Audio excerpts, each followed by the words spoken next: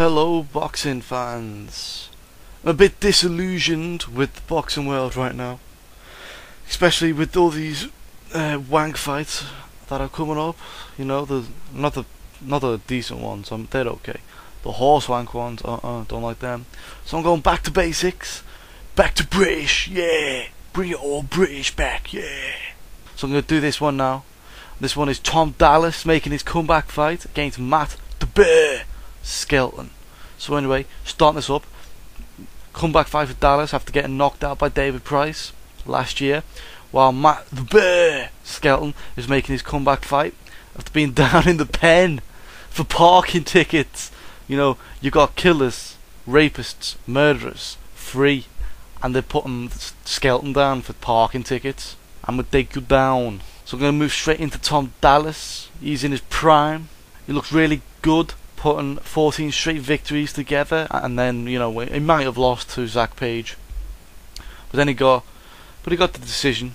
Boo-hoo, it's a change when an American doesn't get a decision. Tom Dallas, he does have good power, we can all see that. If he hits you, you do know about it. His speed's good, but it could be improved, and he's very athletic for his size. Mentally, we don't know how he is. He took one hell of a whack from Price. There's no shame in that, because McDermott took 3 whacks and Sexton's taking some next. Bring your blanket and pillow with you, Sexton, because you're going night-night. Also, back to Tom Dallas. His stamina does seem to be an issue, but this is the heavyweight division, and if it's not an issue, there's something wrong. It's true. He's a bigger man and he has the longer reach, but can he make his skills work? He can box, he does have some skills, but he's more suited to a tactical brawl. However, that may work into Matt Skelton's game plan. Moving on to Matt the Bear Skelton. Well, he's been there, seen it, done it, no doubt. He's won the British, Commonwealth, European, WBU world title, whatever that is. He's even challenged Ruslan Chagayev for the WBA title and came up short. But that is the same Chagayev who fought a close fight with Povetkin, so that's what I think that is. You know, he mixed up with some great names in the past: Danny Williams, McDermott, Kubrat Pulev, Francesco Pianetta, Martin Rogan, Ruslan Chagayev, Paulo Vidoz, and Michael Sprott 3 times. So he's got some good competition under his belt. He's fought a lot better competition, mixed it with better people than Tom Dallas has. Another big point is he's got his old trainer back.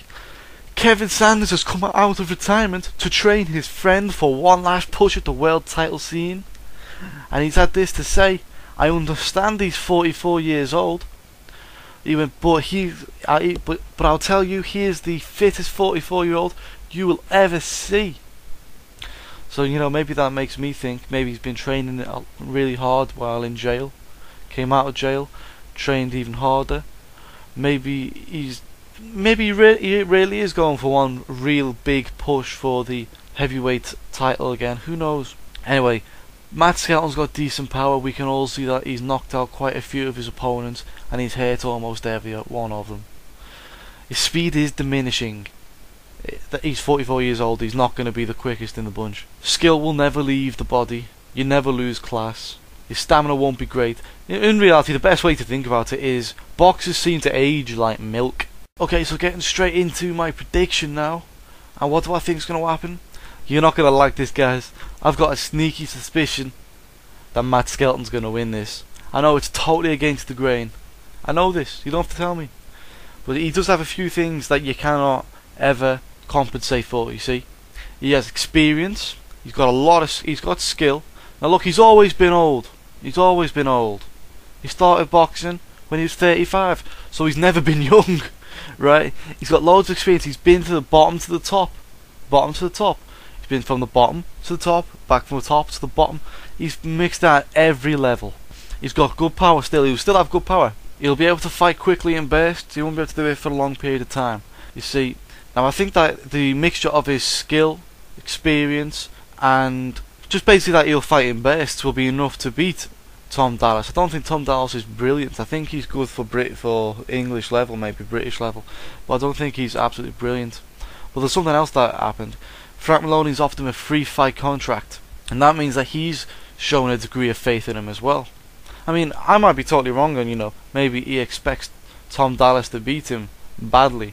Then he's going to give him a second comeback fight, and then put him in against David Price. But you see, the thing is, I'm not the only one who thinks that, because I was reading an article by his trainer, Kevin Sanders, and he even said that he expects them to win this fight and then to go on and face David Price for the Commonwealth title or the British title later on in the year. And I was thinking, I would like to see David Price fight Matt Skelton. I'd like to see Matt Skelton fight a lot of these British prospects coming through, because he's what you call a glorified journeyman, in terms that he's done it all. He'll know everything. So if you put him against them, it's going to be a good fight. It's going to be a good fight. You'll know exactly where you are with them. If you lose, it could be worse. If they win, then they've got a good name on their record. I mean, if it's good enough for Pula, it's good enough for Price. If it's good enough for Chagayev, it's good enough for Tyson Fury. The last thing I want to say is, on paper, it seems that this guy should absolutely wipe the floor with Matt Skelton at this time, and he might very well do. But there's something about experience that you just can't beat, and especially when someone else is putting a lot of faith behind that respect, and you've got like your best trainer behind you as well. A lot of things just add up as like a mental factor. Sometimes it's all mental. I think it's all mental. Like Audley Harrison's got everything that he needs to be a success, just not got that mental edge.